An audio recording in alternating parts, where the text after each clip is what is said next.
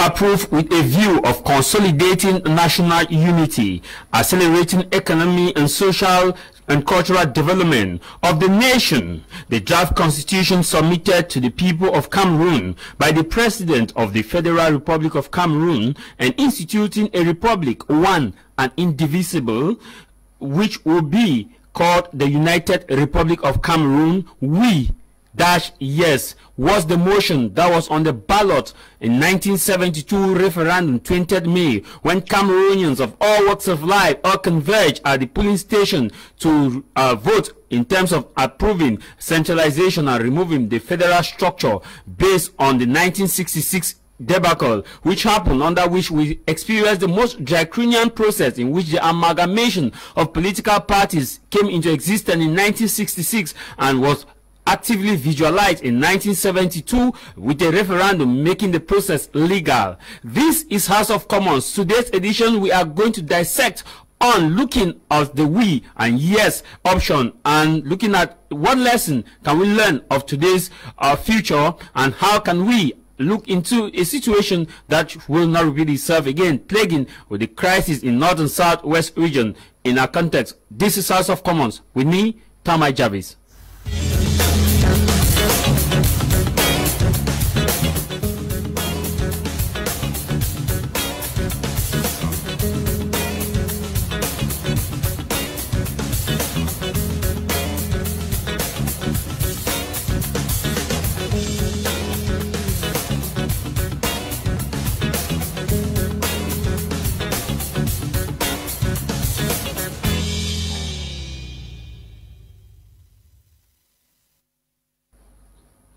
There is a common song we used to sing when we were at the elementary or kindergarten level. It is 11 February 1961, the United Nations gave us the option to choose independent or reunification. It was a great day. This is a popular song that we grew up and we were taught as far as patriotism is concerned within the North and Southwest region. And those within the East Cameroon have their own, that they will tell you no more West and no more East, meanness and so on. And when they tell you that, it requires the nation of patriotism. But today's edition, we are looking at constitutionality of 1972 referendum and the we and yes vote. What lesson for a better today? Joining us on today's program, we have a barrage of legal minds who are supposed to be with us today in the studio, but some are still on their way and others have notified that they have health challenges, reason why they cannot make it here. As it is said in literature, with me or not with me, life goes on the same. We will kickstart with today's edition of our program. To begin with, here in the studio, we have BrigadeAntiSardinard, who is joining us for his second time. BrigadeAntiSardinard, thanks for joining us. You're welcome, Mr. Jarvis. It's a pleasure being here, and I'm a bit surprised that with such an interesting topic, the other members have not been here, because as an Anglophone, when I saw your topic, I was moved to contribute and maybe to assist in my own small way that peace be returned to our communities, and that people of bad faith should understand that a wrong was done to a people. And so I'll be here to contribute on the topic. Thank you very much, BrigadeAntiSardinard. And also joining us live via Skype is Mr. Ngalem. Mr. Ngalem, a privilege to have you here with us. Once again, happy Sunday over there. Thank you very much, Jarvis, for having me. It's a pleasure to join you on the House of Commons this Sunday. And my regards to BrigadeAntiSardinard and all of the panelists, and happy Sunday to all the televiewers. Happy Sunday to you too. Also, we will be having intervention from the former minister, Professor Elvis Ngolengole, a political scientist who will be representing the Cameroon People's Democratic Movement, the CPDM, and he will be talking from a political standpoint such that we can have diversity. Remember that we must always give the voice of those who differ with some other persons, because in the issue of media, the aspect of balance and fairness is of utmost importance. I'll begin with Professor Ngole, except which I spoke with him earlier before we could start this program, to give us his view about the legality of the 1972 referendum, because a lot of scholars are of the opinion that the 1972 referendum was illegal, as Barrister Nkea, who will be joining us, said last time ago on this same plateau, that it was the greatest fraud ever committed in the entire Africa and the world at large. Maybe we get Professor Ngole's reaction on the legality before we get to the other members who will be joining us. Well, those who make that case, I think, I don't, I mean, with all due respect, I disagree with them on two grounds. First, I mean, and I think lawyers can argue this, we have a lot of good lawyers in Cameroon, and I think that all the lawyers know very well that the 1972 referendum was legal, was constitutional, in other words, it was in conformity with the 1961 Constitution, and that from the standpoint of law, I don't think any lawyer of good faith would say that it was illegal or that it was unconstitutional. I don't think so. That's from a legal standpoint, and I will let lawyers spend their time arguing that. But from a purely political science standpoint, that's what I'm going to talk about. I am an associate professor of political science. I've been teaching political systems, comparative political systems, political parties in Africa for many, many years. And I continue to teach. I want to tell you this, from a political science theory standpoint, and from the standpoint of political science practice. The 1972 referendum was in conformity with the logic and the theory of political science, because the 1972 constitution referendum was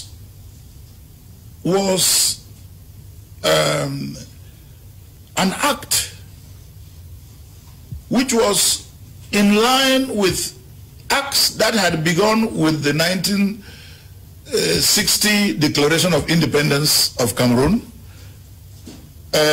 followed by the 1961 11 February plebiscite, followed by the Fumban Conference and the federal constitution that was put in place. So 1972, 20th May 1972 was simply a logical, a logical act that had as one goal. The goal was to make Cameroon, the Union of Cameroon, a stronger, a solid union. So, as long as to construct unity, it's a political process, it's not a legal process. And it's good for those who make the legal case not to lose sight of the fact that the construction of unity is not done in courts of law, by lawyers. The construction of unity, the unity of a nation, the unity of a political society, is done by men and women who are driven by patriotism, by a common will to move forward together and to define the limits of the nation or of the state in accordance with their wishes, their desires, and they will make laws to ensure and put in place a constitution to ensure that their political acts, and their acts are political, become the order of the day. So the goal of achieving a union is not a legal process. It is a political process. Don't he who or she who wants to make the legal case as if we're in a court of law that the union was illegal or was unconstitutional lose sight of the fact that, I mean, there are lawyers out there who are, I don't doubt, and we have very good many lawyers who know that legally speaking, the 1972 Act was constitutional and was legal. The United Nations, by the way, The United Nations, France, and the United States, and Great Britain, they know that the 1972 Constitution, those who are lawyers, those who are political scientists know, or those who are political sociologists know that the 1972 referendum was a logical act in a process which had as finality or as a goal the union of a people. Okay, Barrister Nkawalimen, I'll start with you before moving to Ngalim. You've listened to Professor Elvis Ngolengole. I really wish that Senior Barrister Ashu Emmanuel, who is following up, he was supposed to be here, but due to some challenges health-wise, so he cannot be here to have reacted to this. Maybe a reaction with that of Professor Elvis Ngolengole. You know, I don't find his arguments reasonable, and you know he talks from the point of view as a politician and somebody who is benefiting from the system. I feel very embarrassed that he will coin it as a political problem and not a legal issue. It is wrong. That's to misinform the society. Politics derives the right from a constitution. The constitution defines those institutions and empower those institutions, and therefore a politician governs in accordance with the constitution, which is a ground norm, the highest law. So you cannot dissociate the constitution or legality from political activities. What is legal? Legality is deriving validity of your act from a higher law, and the constitution is a higher law. And so I find it very strange that a professor will look at this as a political issue and not a legal issue. That is wrong to begin with. I appreciate the fact that you recognize the fact that they're intelligent lawyers, and to be very honest with you, you should, the Honorable Minister, you should know that politics is governed by the Constitution. Else, the political actions will be considered illegal. Okay, he talks about the referendum as being legal. Sir, when you violate a provision of a constitution, nothing legal stands on illegality. And it was done in gross violation of Article 47 of that same constitution that he referred to, which disposed inter alia that any proposal for the revision of the present constitution which impairs the unity and integrity of the federation shall be inadmissible, and proposals for revision shall be adopted by simple majority vote of the members of the Federal Assembly. This is very clear. And when you talk about legality and you say an act was committed in flagrant violation of the Constitution, there is every evidence to believe that you talk from a point of vantage, from a point of interest, and at the detriment of the Anglophones who hold, and I hold with them, that they have been marginalized, they have been duped, there was a miscarriage of justice, there was a constitutional violation. So the minister should rethink about this provision. Look, his reasoning in line with the Constitution. He reacted to that provision. But Barrister Kawalimen, I want the minister raised an issue here. He said it's not an issue of the legality is based on the people's willingness to cast their ballot, which he said they cast their ballot. That based on that, it is legal, that the fraudulent aspect being put in by lawyers, teachers, and some politicians, it doesn't hold ground because the people went to the poll and cast their ballot.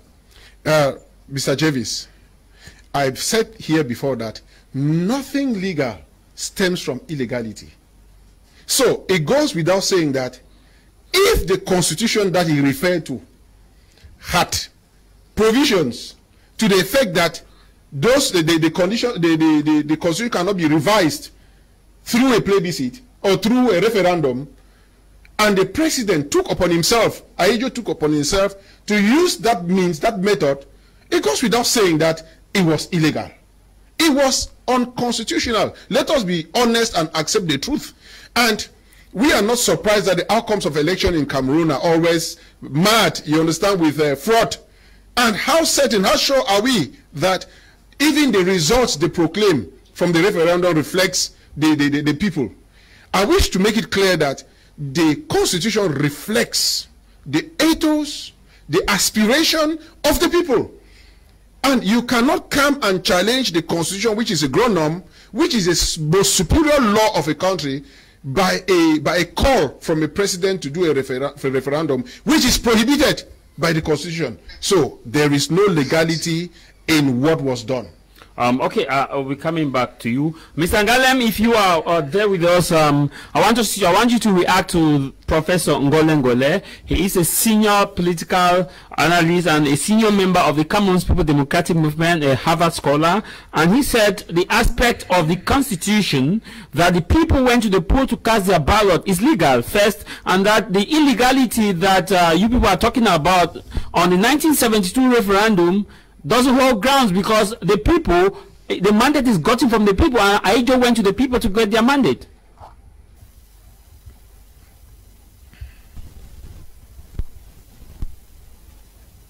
I can't get you. Can you unmute? I can't get you. Can you unmute? Thank you. Yeah, thank you, Jarvis. So I listened to Prof with a lot of interest on this question, not only because he's a member of the CPDM, but because he's a professor of political science. It's a professor of political science. And political science works hand in hand with the law. So it's unfortunate that Prof made what I can summarize into 3 points. The first, Prof says that it was not a legal process, but a political process, and this cannot be handled in the courts of law. And it's done by men and women.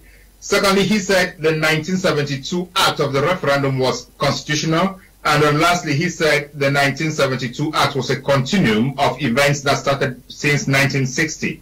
Talking about separation between the legal process and the political process that is done by men, I think I hesitate to agree with Professor Ngole on this point.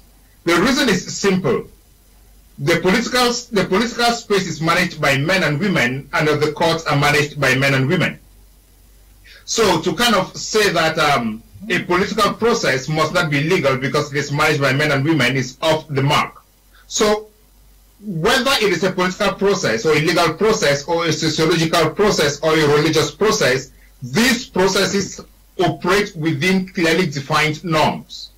The reason for which society has made norms is because we know that people can act in manners that do not represent the interests of everyone. So under the current state of under the current form of nations as we have today, we have what we call laws. And these laws are made by people. And when these people make laws, they set in criteria, they set in procedures, they set in standards that must be respected. And most fundamentally, these laws set in manners in which they can be revised. The reason for setting in procedures and manners of revision is to ensure that certain people within the state do not arrogate unto themselves the powers to amend the laws to suit them and defend and protect their only interests.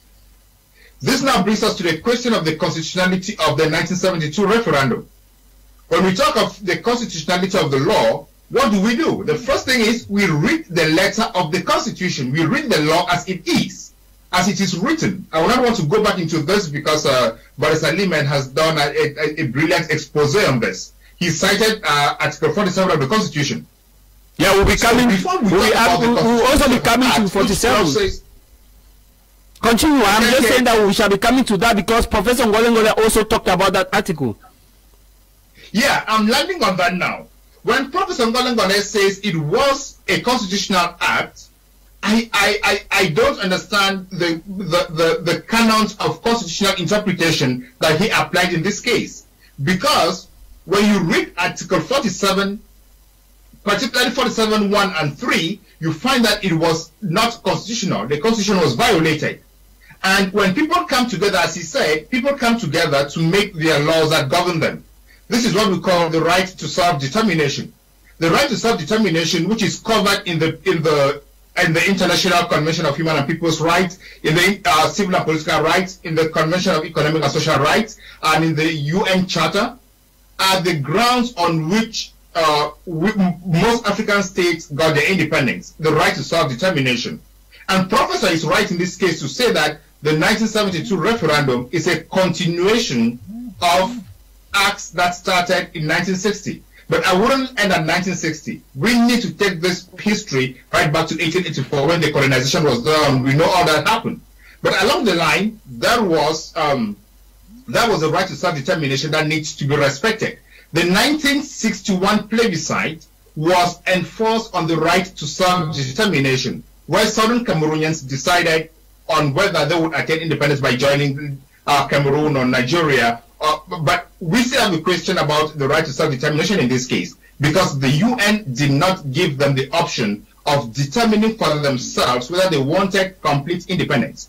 That is a question that was handled last Sunday. Now, when we talk about the 1972 referendum, in addition to the fact that Article 47 did not recognize that right, the historical and political context need to be taken into consideration. And the political context here is the people who decided to join needed to have also made that decision by themselves. So on the face of it, on the constitutionality of the referendum, it's evident that it violated the Constitution. Okay. And coming in from as a consequence of other acts, it violated Southern Cameroonians' right to self-determination, because that decision was not made by Southern Cameroonians, it was made by Southern Cameroonians and citizens of Cameroon, of East Cameroon, who did not take part in the initial vote. We're coming to that too. Mr. Ngalem, we're coming to that too, because Professor Ngole, you are ushering us now to the second intervention, which I asked Professor Ngole, because I asked about the issue of, many are saying that it was an election that was supposed to be, the referendum was supposed to be conducted by those from the West Cameroon, not the entire country per se, because they were the people who decided in on 11 February 1961 plebiscite to join the Republic of Cameroon for a federal structure, that they were the ones to vote. But Professor Ngole said that the fact that they decided to join the French Cameroon, it does mean that it's just a single state, and so everybody has to take that decision. Maybe we go to Professor Ngole again on that issue to find out if the whole nation was supposed to vote on this, so that Bryce and Kawaliman and yourself, Mr. Ngalem, you have to react. And those, if you're watching us on Facebook, please do well to send your message, you send your questions, because it's a follow-up, it's a series that we are engaging in. So next Sunday we shall take on the 1983, that's the change of the state to the Republic of Cameroon. If you're watching us on Facebook, you can leave a message. If you're watching us at home, you want to ask questions, you can leave a message. Professor Ngole is following the program. I'm sure he will be reacting too, because he could not join us here live on today's Sunday. Let's get to Professor Ngole. Heard of that argument before, but again, I keep on saying that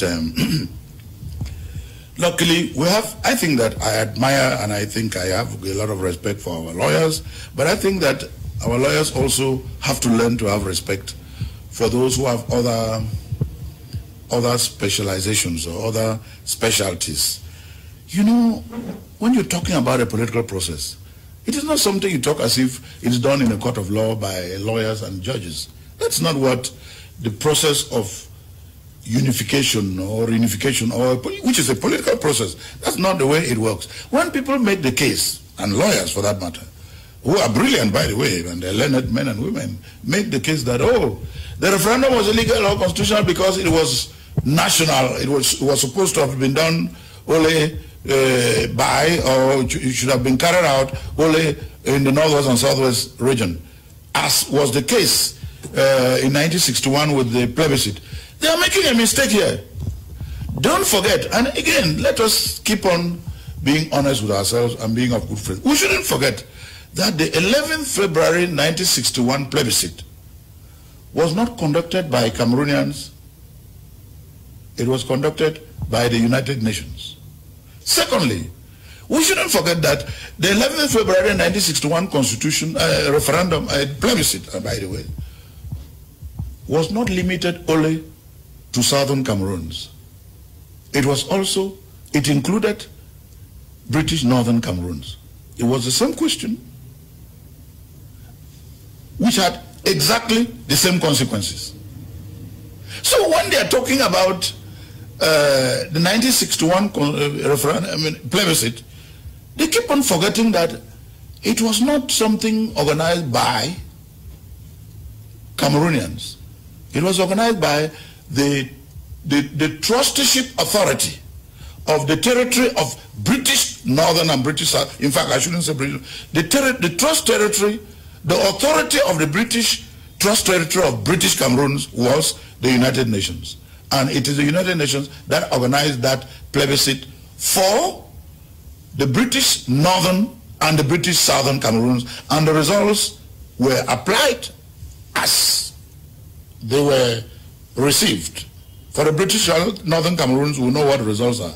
They are part of Nigeria, fully integrated. For the British Southern Cameroons, we know what the results were. British Southern Cameroon is part of the Republic of Cameroon. Now, therefore, for some persons to have expected or to claim that the referendum 11 years later, after Cameroon had already been reunified, should be done by just the former British Southern Cameroons, they are wrong on two counts. Politically, the referendum was a national referendum because the Southern Cameroons was no more Southern Cameroons as of 1st of October 1961. The Southern Cameroons stopped legally and politically and constitutionally, stopped existing with effect from 1st of October 1961 because the plebiscite of 11 February gave a result that said Southern Cameroons had opted to achieve its independence by joining the Republic of Cameroon, just like Northern British Cameroons opted to achieve its independence by joining the Federal Republic of Cameroon. When you argue that the independence of Southern Cameroon meant something different, meant something else, are you saying that the independence of British Northern Cameroons also meant something different? No. The same effect, the same actions produce the same consequences. So it is good that people understand this. There is no way a national referendum could have been held by or in just part of a nation which is already united. It's not possible. It's almost like saying that Nigeria should hold a referendum or a plebiscite for the former British Northern Cameroon. That's not possible. Prof. The national referendum is for the entire nation. Okay, I want to come to you, Barrister Kawalimen, before getting to Mr. Ngalen Bertrand, who is on standby. Barrister Kawalimen, you listen to Professor Ngolengole. He articulated that it is the right of every Cameroonian at the time to vote for the referendum, and not just the right of those from the British Southern Cameroon, because by 11 February 1961, they had voted to join the Republic of Cameroon. You know, I listen to the minister with a lot of pain in my heart because I don't know his interpretation of events, but I want him to know that at the plebiscite, the representatives from the Southern Cameroons came to come into an agreement on how to unite with their brothers. The conditions for such a unification. He should not forget that they came and they made rather a draft constitution, a constitution which was already prepared by La République, and so he should not say that whatever happened there reflected first of all the ethos of the Southern Cameroonians. Now he articulates that it was a right for all Cameroonians to vote. That is not true. Not true because the only intention, the only purpose for everybody to vote was because the president needed a majority, and with the La République population, they would have outnumbered the Anglophone, the Southern Cameroons. That is the only reason why they brought them in. Now, it was an issue for us, Southern Cameroonians, who came in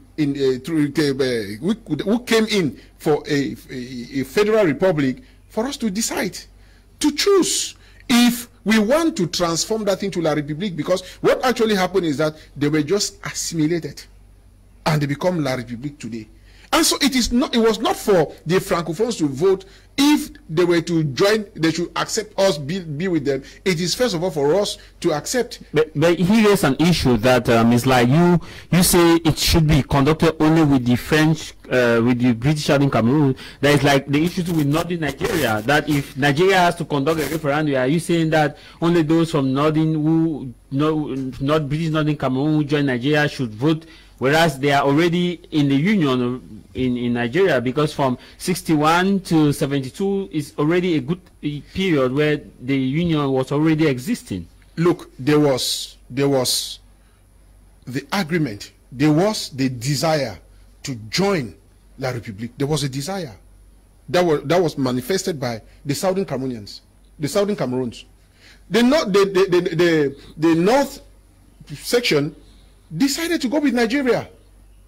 And so when we came in Fumban, it was to look at the modalities, the terms of this union. And so he should not say that the Anglophones or the Southern Cameroonians came and accepted to be part of La République. That is not true, Jervis. That is not true. And as I said before, the only reason why they brought in La République or the French Cameroon to vote was because they needed just a majority. Now, let me ask him a very good question. Since we had that referendum to modify the constitution, have we ever had one again in Cameroon? We have never, to the best of my knowledge. They go to the parliament, they change the provisions of the constitution. The 1996 amendment of the constitution never went through that. The 1972 amendment of the constitution never went through that. So, what is he talking about? It was illegal, and I hold to say that it was done in flagrant violation of the the Constitution. Before I get to Mr. Bertrand Ngalem, I want to stay with you on this. On the aspect of the voting, if we look at what Professor Ngole articulated, he stated that British Southern Cameroon ceased to exist immediately after 11 February 1961 plebiscite. But when we look at the issue of the independence was granted on 1st of October 1961. He knows that he's not saying the truth. He knows. And the round Kmer was in August, which the draft constitution was we really don't need to belabor on that. He knows that that's not the truth. Because even after the 1961 constitution, right, it was federated states. And that's why we had the 2 stars. So you cannot pretend that it was. So what was the purpose therefore if it was already a unity state? What was the purpose of modifying the constitution to United Republic of Cameroon? Why? From Federal Republic. So the change in that appellation indicates the kind of society we have. And so you cannot pretend that it was a unity state from inception. That is not true.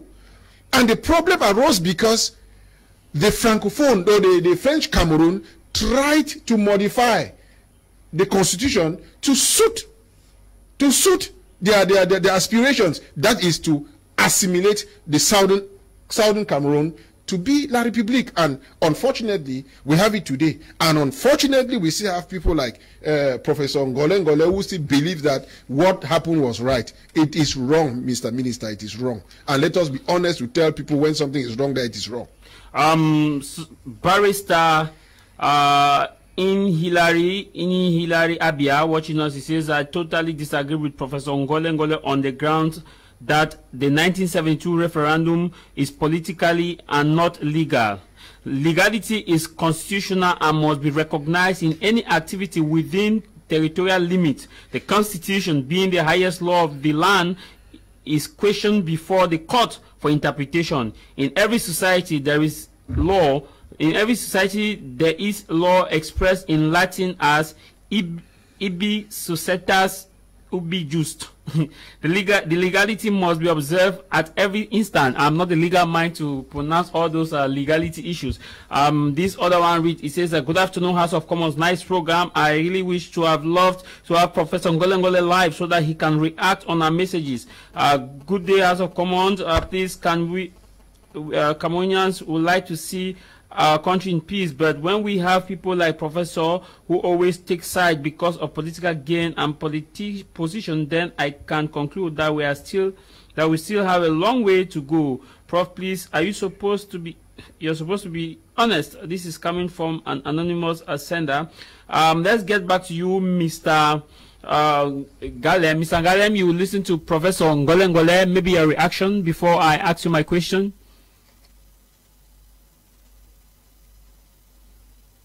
You're muted. Yes, thank you, Jarvis.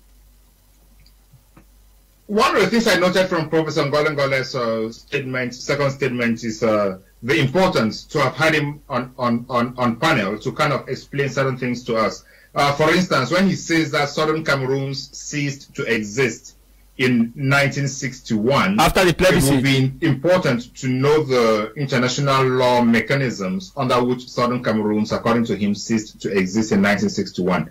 No, Southern Cameroons did not cease to exist in 1961. What happened was, even in the Constitution, Southern Cameroons was renamed West Cameroon. You know, Southern Cameroons cannot cease to exist, neither under international law, neither under national law, because Southern Cameroon has a well-defined territory, it has a well-defined people, and it used to have a very well-defined government. So it cannot cease to exist. And again, this reflects the right to self-determination of the Southern Cameroonians. The Southern Cameroonians' right to self-determination does not cease to exist. The right to self-determination does not expire. The right to self-determination continues to live as much as people live. And these are the mistakes that people make. I am not sure that it's for political reasons or it is pure academic reasoning. But in 2009, the African Commission of Human and People's Rights in Banjul recognized this right to self-determination of the Southern Cameroonians. And they advised that Cameroon should sit down and talk with people of the Southern Cameroons, because in other places where the right to self-determination has been violated, it has always led to war and to conflict. Talking about the violation of the right to self-determination, when in 1961, on the floor of the UN, when they were deliberating about Southern Cameroon's independence, when the UN was thinking about stripping or limiting Southern Cameroon's enforcement of their right to self-determination, the foreign minister of Austria warned that whenever people's right to self-determination are violated, it always comes back to haunt the UN. It is no magic to say today that this violation has come back to haunt the United Nations. It's very good that Prof says the plebiscite in 1961 was organized by the United Nations. But again, if we have to lay any credence to the words of the Foreign Affairs Minister of Austria at the UN in 1961, we would agree that this UN resolution that organized the plebiscite in 1961 was in contradiction to previous resolutions of the United Nations. So when we evoke the fact that the UN organized this, we are simply saying that the UN resolution 1352 that laid grounds for the independence of Southern Cameroon was in violation of resolutions 1541 and 1514, because 1541 and 1514 said independence could be attained by direct independence, association, or integration. Now, with the case of the Southern Cameroons and the British Northern Cameroons, as Prof rightly evoked, the United Nations said independence by joining. You know, independence, direct independence, or by association or by integration have their consequences well outlined in the resolution that defines these. So when the UN decided to organize a plebiscite, saying by joining, it did not define the extent or the consequences of independence by joining. That is where the problem started from. So because it was organized by the UN, it does not mean that the plebiscite itself is void of illegality. It is full of illegality. And the illegality simply continued from 1961 right up to 1972. And these illegalities have been noted by the African Commission of Peoples and Human Rights. The question now should be, why is the decision from the African Commission not being implemented? You know, it's not being implemented for two reasons. The government of Cameroon has shown lack of interest in implementing this decision, which called for negotiations, for talks between the two parties. And of course, the Southern Cameroons, most of the Southern Cameroon's frontliners argue against this decision even, and they want to take an appeal. They want to appeal this decision, and the problem limiting the appeal or hindering the appeal is that they do not have the right to file an appeal before the African Court of Human and People's Rights. Okay. If not, I think this should have been done. Let me get your point on this. That is an important. Let me ask you now my question. You were reacting to Professor Ngolengole. Isn't it obvious from what Professor Ngolengole articulated that is it not obvious that the referendum should have been conducted nationwide? Because at the point in time when we accepted the unity with the French Cameroon, we were accepting under the basis that we'll live as a nation. Thus, if you put it only with the level of the French or the West Cameroonians, the decisions will indirectly affect those from the East Cameroon economically, politically, culturally, socially, and so it will still show disunity among two states, but rather bringing it together. Wouldn't it have been a nice idea? And secondly, the we and yes option that existed, was it a kind of way in which wanted to pave the way for national unity? Yeah, I think I noted this point Prof made about building a stronger union, building a nation, building people's solid federation. I think this is off the mark. Nothing says that a federal state could not be a united or solid state. But that doesn't fall within the context of this question you've just put to me. Now, in 1961, when Southern Cameroonians were voting in an independent, in the plebiscite, Southern Cameroonians voted to come in a federation. French Cameroon did not vote to join Southern Cameroons. So the decision to change an arrangement is supposed to have gone back only to the party that engaged that arrangement. And so when the decision was opened to people who were not part of the arrangement, it then brings a question. Southern Cameroons joined East Cameroon. The question is, Southern Cameroonians, you joined on the basis of a federation. Do you want to remain if this federation is abused, if this federation is erased, if this federation is deleted? That is how the question should have been, and it should have been to the Southern Cameroonians. Like I said, the Southern Cameroonians had the right to self-determination, and this is what brought them there. Okay. There should have been the people to decide whether to remain or not to remain. Okay. The question of bringing in French Cameroonians to vote is off the mark. So that is where you see the self-determination of the Southern Cameroonians. It violated the Constitution. That's why you see the illegality. Of course, that is the illegality on the 1972 level. But don't forget, as I mentioned in my previous intervention, the illegalities were just a continuation from previous illegalities. But there was an illegality here. Okay. You cannot bring in people who were not party to the contract or to the joining to join, because remember, it was French Cameroon that promised Southern Cameroonians that the independence would be by a federation. They promised this. So they were supposed to come back and ask, do you want this federation to be broken? And at the same time, I heard Boris Aliman say there was a desire by Southern Cameroonians to join French Cameroon. I am not sure if he's saying this based only on within the context of the plebiscite, or it was extensive. Because I remember at the fourth commission, Foncha and Endeli went there and said, hey, UN, give us more time, let us resolve these issues. We want to resolve these issues between a federation or between a joining and having independence before we come back to you. The UN declined. Foncha proposed that they would want independence before joining. the UN declined and said independence by joining. These are our technical issues that could be handled by lawyers. But let just conclude, so that I ask you just conclude briefly.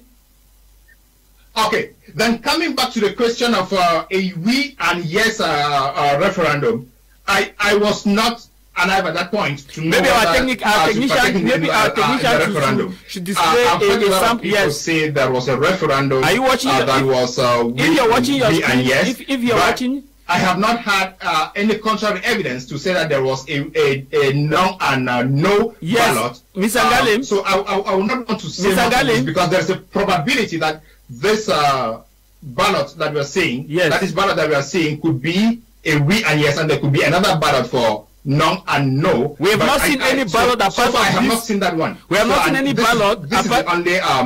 This is the only ballot I have seen so far, and I will not want to be so firm on this. But if this is the only thing we are saying, then there should be some credit to the fact that it was only one ballot that was we and yes. I cannot say much to this. Because if you look at the ballot, thank you, Professor Barrister Nkawalimen, I asked Professor Ngolengole about this same ballot, and Professor Ngolengole said he was 19 years old at the time and cannot remember what was on the ballot. And based on that, he basically could not remember, and most scholars are saying that it was the we and yes doesn't mean that it was just like the we and yes was there, but there was no option. It was just we and yes. We have seen it. That's the only ballot we've seen so far. And Senior Barrister Ashu Emmanuel, who was supposed to be here but is not here at the moment, confirmed to me that that was the ballot used at the time. You were not born at that time. Yep. But you have read books. You've listened to stories. Briefly, before I ask my next question, there's this we and yes question. You see, if the professor at 19 would tell us today that he cannot remember if it was yes and we.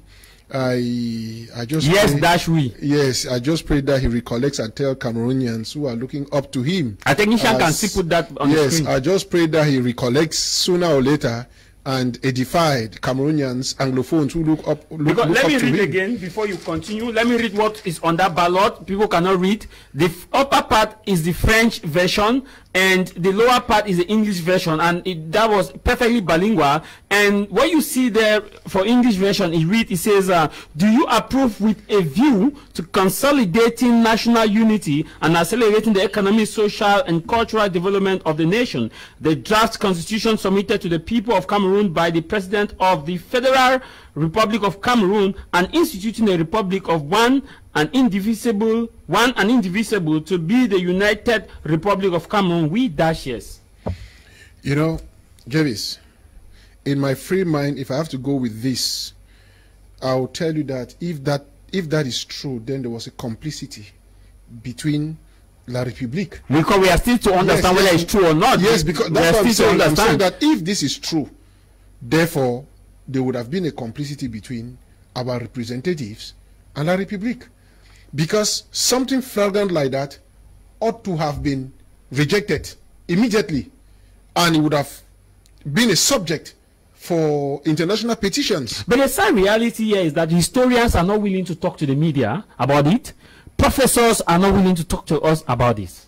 Whether it was true or whether that ballot, they have not rejected that. It's not the message there is not the message, but the we and yes, they are saying they could not remember where I was. Jervis, as a lawyer, I speak with the facts, the proofs that are presented. I'm saying that by what you presented, if that was the paper, then I blame our representatives equally for not objecting to such a document.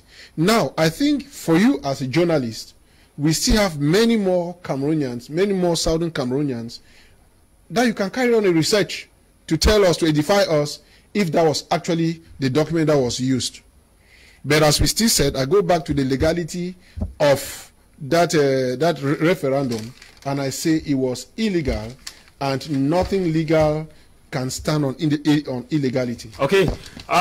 Professor Ngolengole, again, let's get back to Professor Ngolengole on the issue of the referendum, because it was supposed to be channeled to the parliament after the vote bill was not sent to the parliament. Professor Ngolengole said Ahidjo had the power to do so, that Ahidjo did not violate any constitution. Let's listen to Professor Ngolengole. No, first of all, I think that you don't, when somebody has power, like President Ahidjo had, you don't expect him to behave as if he doesn't have power. When power is power, when you have it, you exercise it. President Ahidjo had power from 1960, and he exercised the power as all holders of power have under the Constitution as it was. 1960 Constitution, 1961 Constitution, and the 1972 Constitution. He exercised the power. Any holder of power, no matter who you may be, you will exercise your power in accordance with the law. He exercised his powers according to the law. Politically speaking, he didn't have to go to see a lawyer or to go to a court and let the judge tell him what to do in a court of law. No. Once you have political power, state power, with executive power under the Constitution, you exercise the power. Now, when you bring in a situation like, oh, there were some rising powers, oh, there was some, that could have been true. I don't deny that. But power is power. Once you have it in your hands, the law allows you to exercise it. He exercised what he had under the law and under the Constitution. And the result, all the effects, all the consequences are what we know. He was able, with the power he had, and using the Constitution that was in place, to get the result that he wanted. And the result was that he wanted a more unified Cameroon. Did he violate the Constitution? No, he did not violate the Constitution, because the Constitution of 1961 permitted for the holder of power, the President of the Republic, President Ahidjo, and his Vice President, Dr. Anglophone, may their souls rest in peace, by the way, to be able to wield their power in such a way that they could get a more stronger, a more solid union from what obtained in 1961.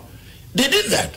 As to what thinking or what calculation went into it, well, that's up for speculation. But the fact is, did he or did they, because he didn't, President Ahidjo did not do it alone. He had a vice president. His name was Dr. Anglophone. Did they do it legally, constitutionally, of course, politically? So they did it correctly. They were legitimate in their actions.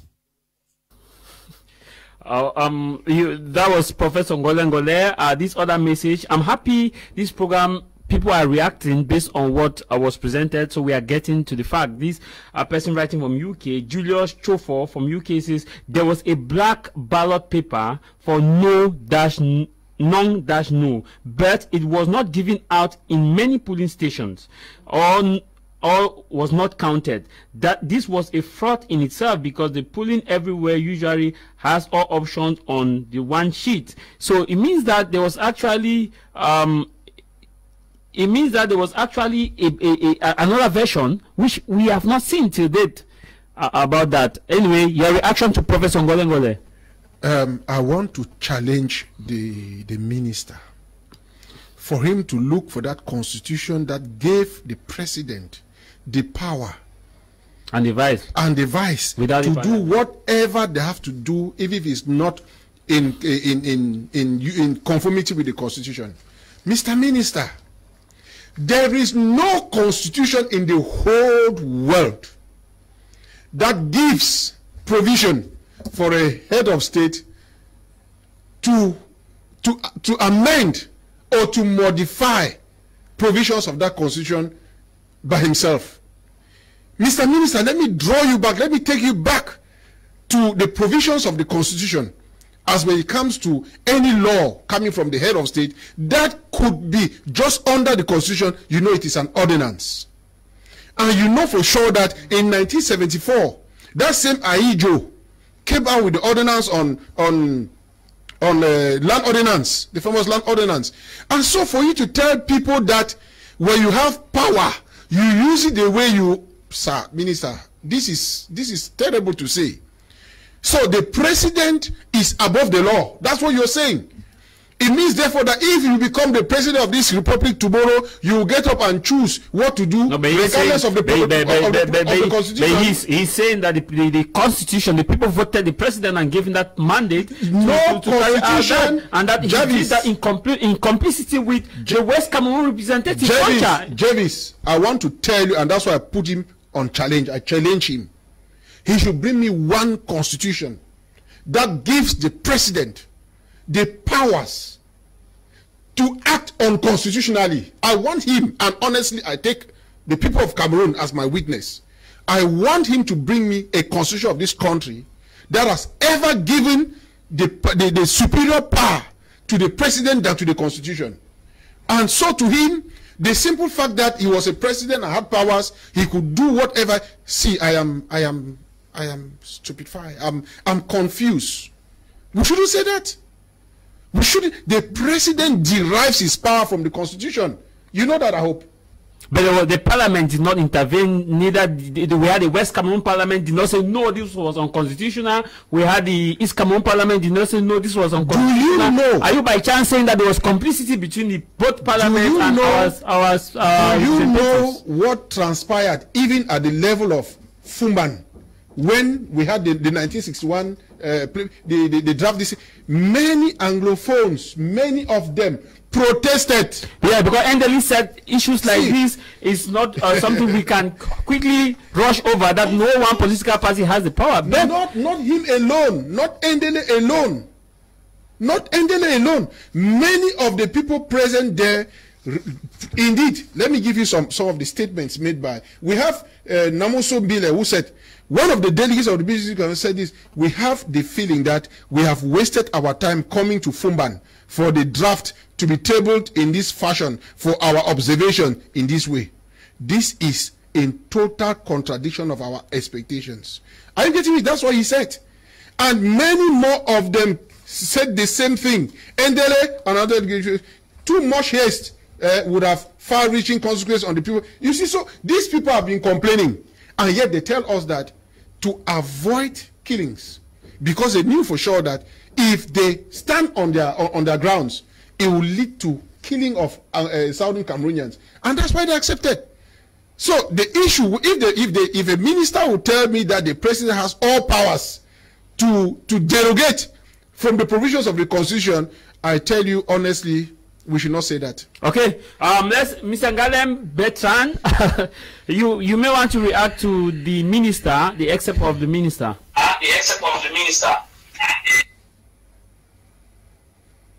Yes, Jarvis.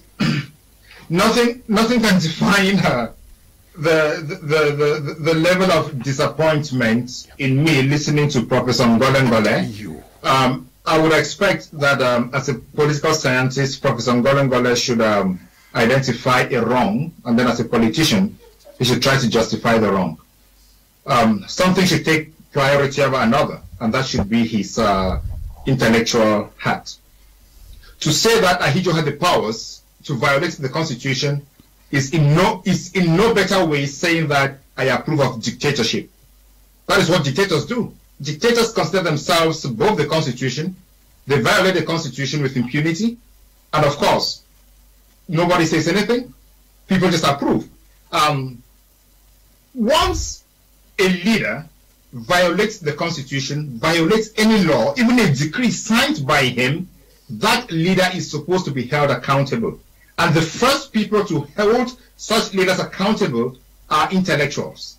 They cannot in any case come in and say, here are the powers, here are the political power. What is political power? Political power is regulated by the Constitution. The reason for a Constitution is to check excesses, is to check political excesses, is to check abuse of power, and that is what Ahidjo did. If the Constitution says you do not do this, if the Constitution means it.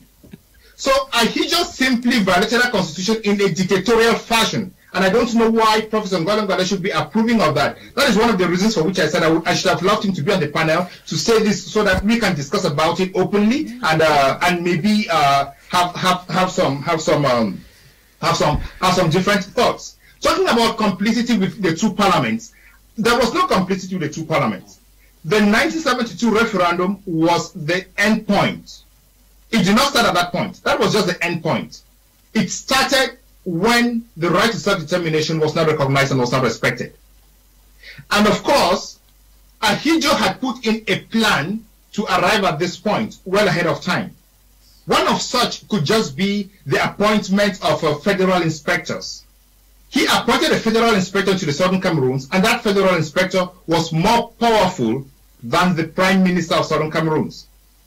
The Prime Minister of the Southern Cameroons was the chief executive, and as chief executive, you should have right over police and gendarme and military within your state. But what happened? The federal inspector had the right and control of the police that the Prime Minister did not have. That is the first sentence or the first stage of dictatorship, because the Prime Minister will not do any action in contravention to the president, because he will not have the military might to enforce his actions. And when Ahidjo successfully used the military to dissolve all political parties along the line 1966, that was a step towards the 1972 referendum. So you see, he had taken off all political powers, imposed his federal inspector, who was from Cameroon, who was from the Republic of Cameroon, French Cameroon, into the Southern Cameroons, and he paid allegiance to the president in Yaoundé. He did not have any accountability to give to the Prime Minister, neither did he have to account to the West Cameroon House of Assembly. So these are all signs of a dictatorship. And when you come across as a dictator imposing such diktats, you are alienating the people, and the people become frustrated. That is why Bernard von Loon, along the lines, wrote a memo to Ahidjo saying, Mr. President, we've been into this union for some time, and it is necessary that we sit down and evaluate the progress done so far. Bernard von Loon did not receive a reply to that memo, neither did any other person receive a reply to that memo.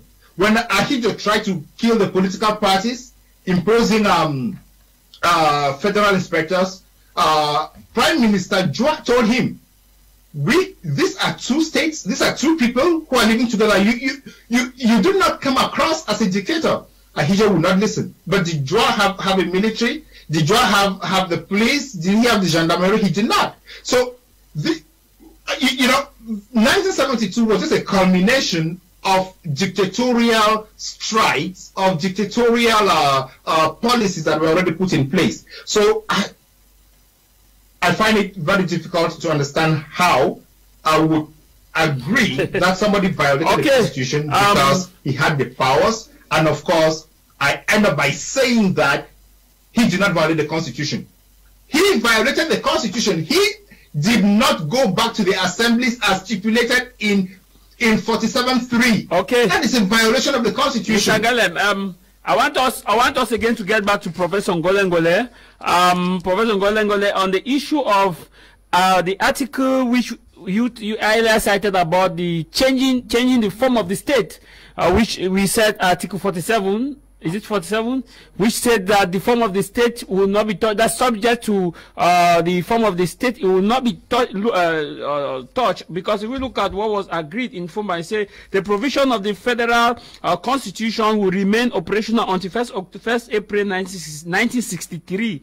The provision of the federal constitution will remain operational until 1st April 1963. On this issue, the draft constitution, the draft constitution will be submitted to both House of Parliament, and that the federal structure will not be touched.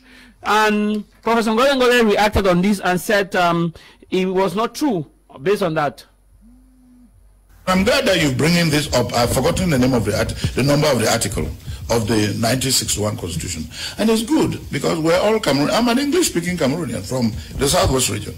I have no reason whatsoever, and on top of that, I am an associate professor of political science. I teach it every day. I taught it in America, and I continue to teach it at the International Relations Institute of Cameroon. I tell you this, my dear brother, let us be frank, let us be honest, and let us be faithful, not only to each other, but also to our republic, because God is looking at us. If I'm lying, God is looking at me. If I'm lying, our forefathers are looking at me. Let us be frank, let us be honest. If I'm lying, those who gave me the PhD, in political science, in international relations, are also looking at me. Let us be frank. What is the truth is this. This is what the truth is. The 1961 Constitution, Federal Constitution, which took effect from the 1st of October 1961, had as an article, I've forgotten the number of the article, that the Federal Constitution, the federal character of the state couldn't be changed unless the stakeholders, all the actors are consulted on that sort of change. Read very well, and you can, I mean, I give you a chance to read that article. The article clearly says that the federal character of the state could not be changed unless, or could only be changed, could only be touched, could only be modified unless upon consultations with all the actors. That is what is, this is honesty, this is the truth. And tell all the lawyers to look at it again and read it fully. Don't read it only in half. Read it fully. And ask yourself, was it changed? Yes, because in 1972, the referendum changed it. Were there any consultations with all the political actors? The answer again is yes. So where is the illegality? Where is the unconstitutionality? It means that the 1972 referendum was in 100% in conformity with the 1961 Constitution is with regard to that particular article. The particular article did not say that you should never change the character of the federation. It didn't say so. It says that it cannot be changed unless and until consultations are done with all the actors. The question is, were consultations done with all the actors? The answer is very simple. Yes. Does anybody doubt that the consultations were done on camera, off camera? There was a full campaign where there were observers, there were journalists, the public is witness. And the results are public, they are known. Question. If anybody questions the legality and questions the constitutionality and the legitimacy of the 1972 Constitution, what are you doing? You are questioning the credibility of the people. You are questioning the honesty of the people, because the results, when the referendum took place, the results were published region by region, or division by division, or federated state by federated state. It was published. Everybody knows what the result was in Mezam, in Dongomantung, Okay, I want to begin with you, Ngalem. Mr. Ngalem, you've listened to Professor Ngolengola, and when we started this program, you talked about that provision for the 7 that it was not supposed to be changed. But Professor Ngolengola said that there were provisions which it was supposed to be changed based on consultation, that the necessary people were consulted, and once they were consulted, there was that political will for the people to openly vote to agree whether they want the federal system to be abolished based on the 1966 or not. All right. Thank you, Jarvis. Let me look off camera a little, because I want to read the Constitution as it is written. Title 10, Revision of the Constitution, Article 47. Yes. Any proposal for the revision of the present Constitution which impairs the unity and integrity of the Federation shall be inadmissible. The power to initiate the revision of the Constitution shall belong equally to the President of the Federal Republic after consultation with the Prime of the Federated States and Deputies of Federal Assembly. Any proposal for revision submitted to the deputies must be signed by at least 1/3 of the members of the Federal Assembly. Proposals for revision shall be adopted by simple majority vote of the members of the Federal Assembly, provided that such majority includes a majority of the representatives of the Federal Assembly of each federated state. The President of the Republic may request, under the same conditions as for federal law, that a second reading be given to the revision of the Constitution.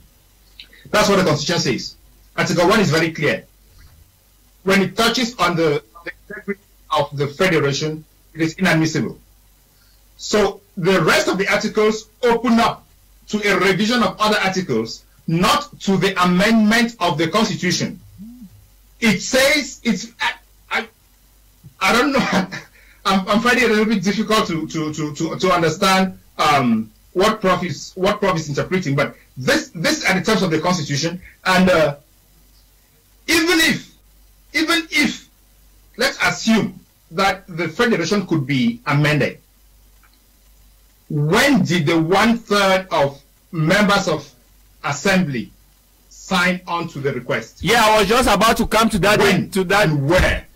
I was just about to come to that issue because Professor Ngole said consultations were done in front of the media of Cameroun, that people were informed, and the necessary requirement as far as to breach that was reached at. That Ahijo took his time to reach at those requirements before moving forward to the referendum, and that you guys who are saying that it was not done is not true. That you people are lying to the Republic and to the people of Cameroon who gave the mandate. I would let the viewers determine who is lying after reading the. Maybe you read it again briefly. Maybe you read some. After listening to Professor Ngole and after listening to me, the viewers should be able to say who is misrepresenting. I will not say lie. That is too disrespectful and on such a panel. Who is misrepresenting the facts of the Constitution? Members of Parliament must be consulted. And consultation is done in writing, and members of parliament have a chambers on which they are consulted. We are talking about administration here. And by the way, they are supposed to sign off. Sub 4 states are supposed to sign off. At least a third are supposed to sign off. When did they sign off? When were they consulted? You know, we need to, Professor says we need to be honest to ourselves, and we need to remember that God is watching on us. Yes, God is watching the consequences of those actions today. Those actions were done in violation of the law. Those actions were done in violation of the Constitution. Process is not all about legality. We are in human society. Mistakes can be made. That mistake was made in 1971. Even though it was a mistake. We are in 2021. Okay. Ahijo died in 1989. Okay. Prof, it is time to get up and say, Mr. President Ahijo, you made a mistake, you violated the Constitution. Okay. A misrepresentation in perpetuity is a misrepresentation that is going to last forever, and it's going to bring on the consequences that we are seeing today. In 1961, the Foreign Minister of Austria said this was going to haunt us. In 2009, the African Commission of Human and People's Rights said this was going to haunt us. And how many people have died between 2016 and today?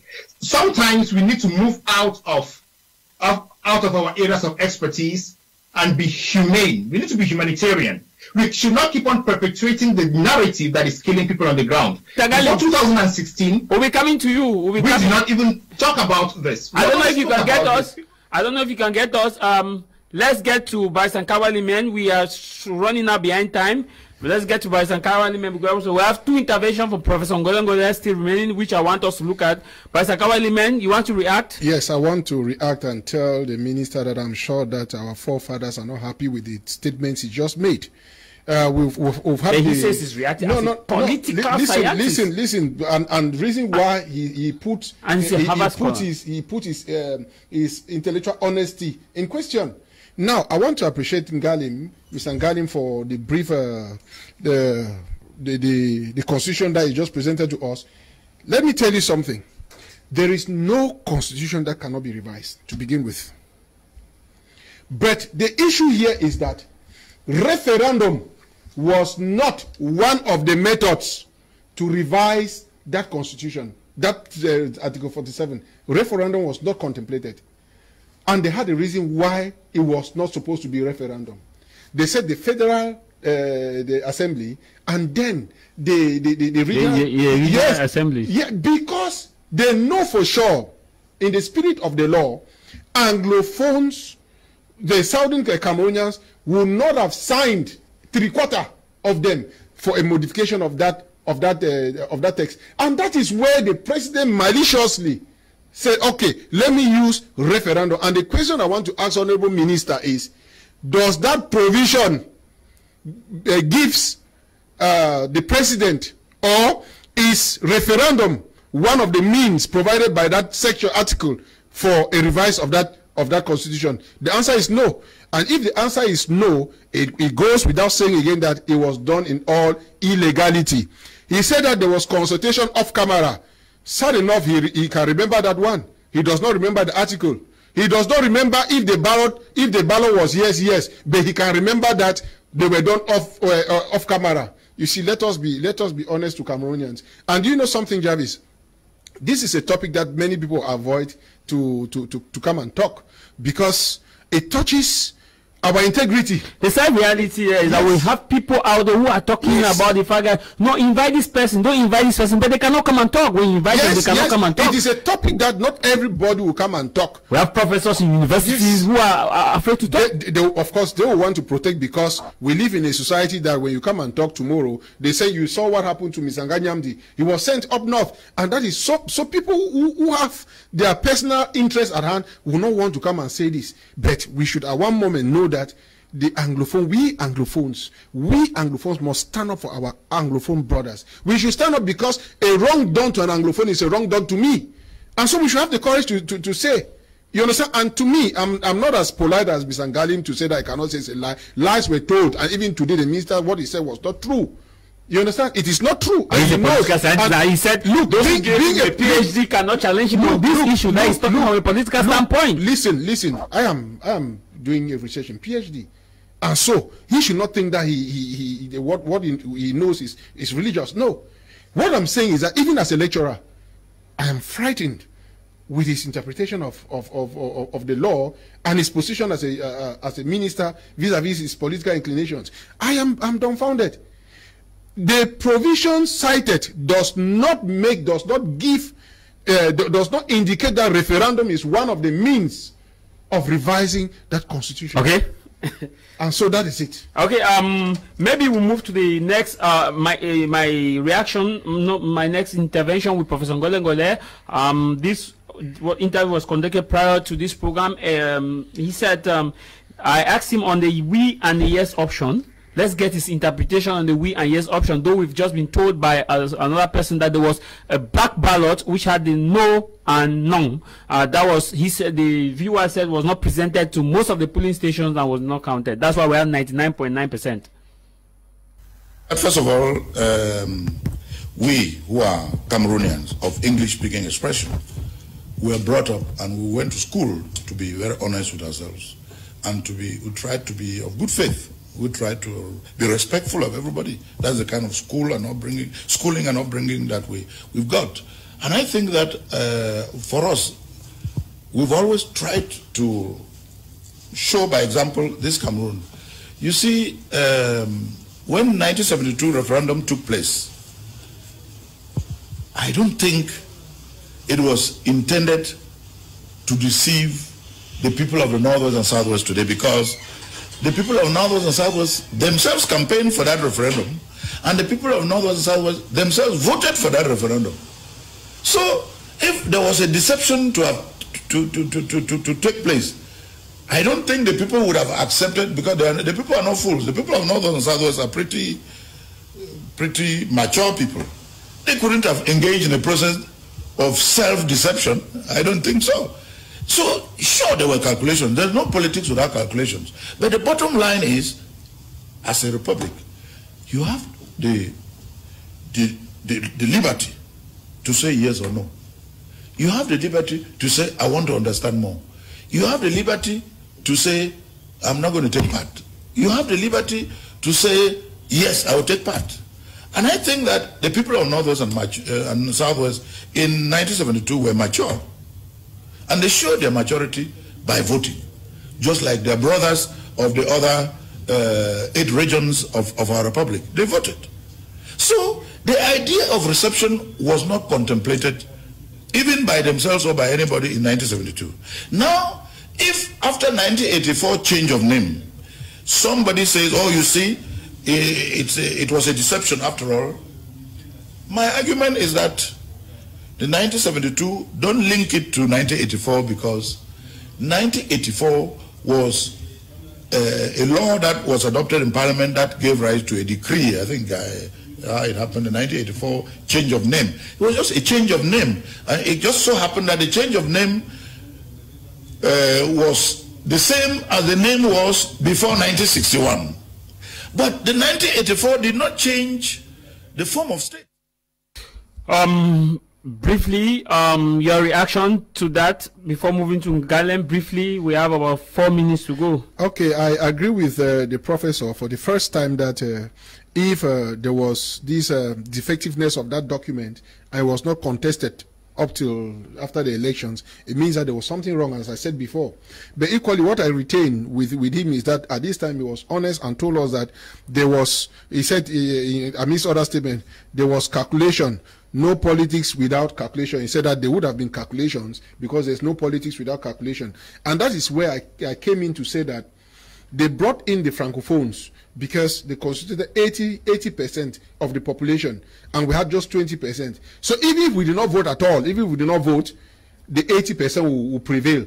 And that is a loophole that the provision of the Constitution was trying to avoid. That it should not be that one section votes completely, you understand? So when the Federal Assembly carries out the voting, it goes down to the regional bureau, who equally should come out with, I think 3/4% of the votes. Okay. So I think that was where the calculation was. Mr. Ngalim, maybe a brief reaction to that. We are slowly out of time.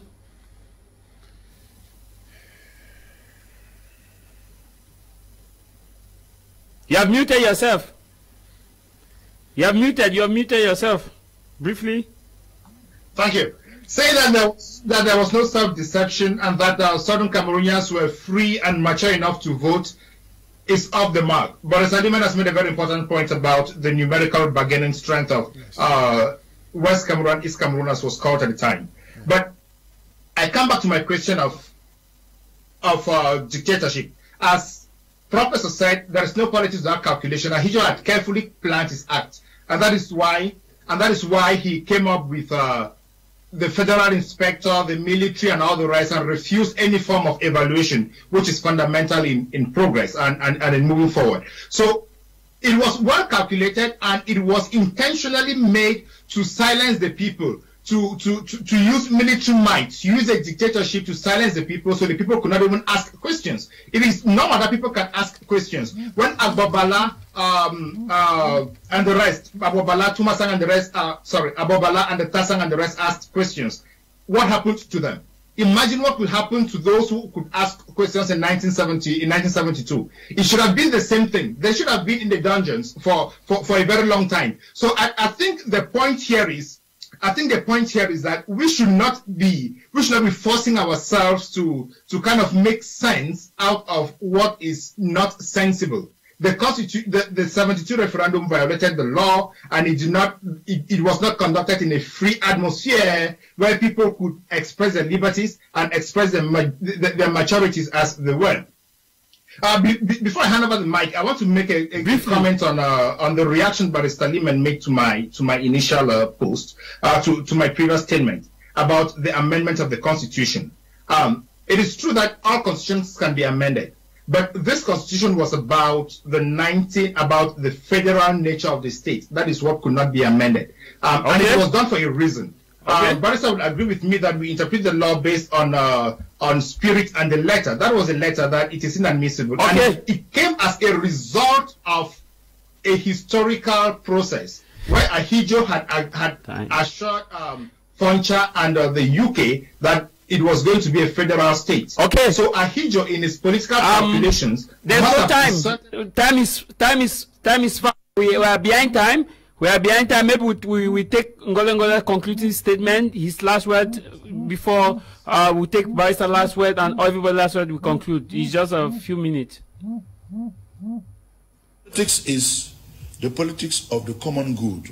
Good politics is a politics where no matter how diverse, no matter how multicultural, no matter how multi-tribal or multi-ethnic or multi-linguistic you may be, good politics is no matter whether you speak English or French.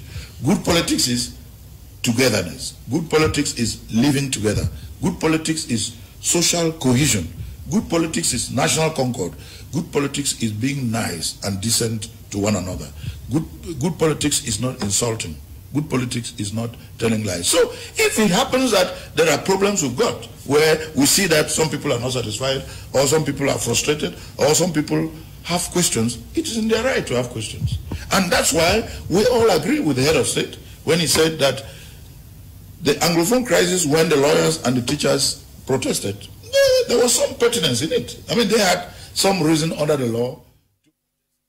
Thank you very much, Barrister Nkawalimen. Before we take leave of you, your last word briefly. Well, I just pray that we Anglophones should recognize that we have a problem and that we unite to resolve our problems. And I want to greet Mr. Ngalim, whom I found very intelligent, and I pray God bless us. Thank you very much, Mr. Ngalim. Before we take leave of you, your last word before we go. You have muted yourself. Good politics is respecting the rights of individuals. Good politics is respecting the law. Good politics is doing what is right, and good politics is respecting engagements that we have taken before. And we should ensure that these two parties, as they came together in 1961, come together as the two parties, respecting their rights to self-determination, to sit down and talk and get a solution to the current war. Thank you for having me on your program, Jarvis. Thank you. I hope to have you all, gentlemen, for yet another edition, which we shall be looking at 1983. This program will be rebroadcast today at 10 p.m. Tomorrow at 9:30 p.m. It will be rebroadcast. It will be on our YouTube channel, BT Media Group YouTube channel. On our Twitter, go BT Media Group. On our Twitter page is My Media Prime. On our Facebook page, My Media Prime. And of course, you can follow us www.btmediagroup.com. If you want to participate in a subsequent edition, contact me. You will participate in a subsequent edition. No matter the matter, what matter is your matter. No matter the matter, what matter is your matter. And what should matter for you is that good politics means objectivity, fairness, accuracy, and balance. Thanks very much, and goodbye from Cameroon's economic capital, Douala. Feng Gujombange.